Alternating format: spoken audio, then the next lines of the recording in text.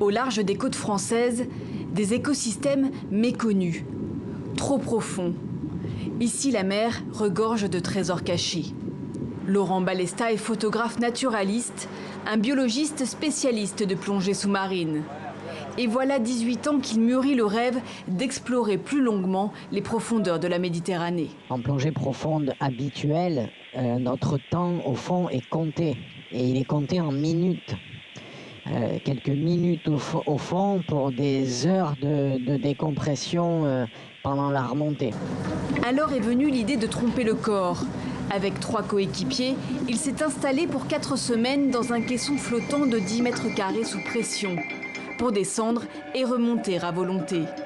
Physiologiquement, le corps réagit comme s'il était en permanence par 120 mètres de fond.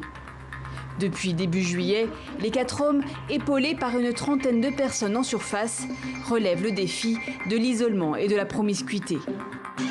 C'est une contrainte qu'on a acceptée pour un immense privilège. Alors voilà, quand ça devient un peu tendu parce que, par exemple, la météo nous a empêchés de sortir, il faut se rappeler ça. Avec cette technologie, la profondeur n'est plus un problème. Les sorties peuvent durer des heures.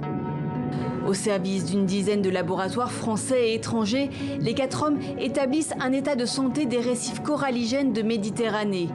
Des assemblages riches de coraux, d'algues, d'éponges, de mollusques, de vers marins. Ils échantillonnent et documentent une vie sous-marine, parfois pour la première fois. On l'a filmé, photographié, des scènes d'accouplement et de ponte, parce que ça se passe en même temps chez cette espèce, pour le calamar veiné, un grand calamar dont les mâles adultes font 1 mètre de long.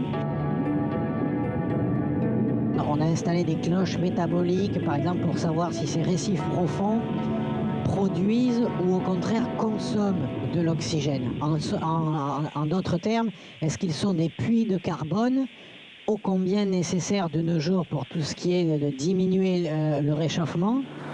Des résultats importants, notamment dans la lutte contre le changement climatique et la pollution de la Grande Bleue. La Méditerranée, c'est peut-être parfois ou devenu la poubelle de nos civilisations, mais hier on a plongé dans un Éden, véritablement une zone rocheuse au large de Cassis et de la Ciotat, qui est sublime, riche de vie, d'une diversité. L'équipe n'a plus que quelques heures pour sortir en eau profonde. Vendredi débuteront 3 jours de décompression avant un retour sur la terre ferme dimanche.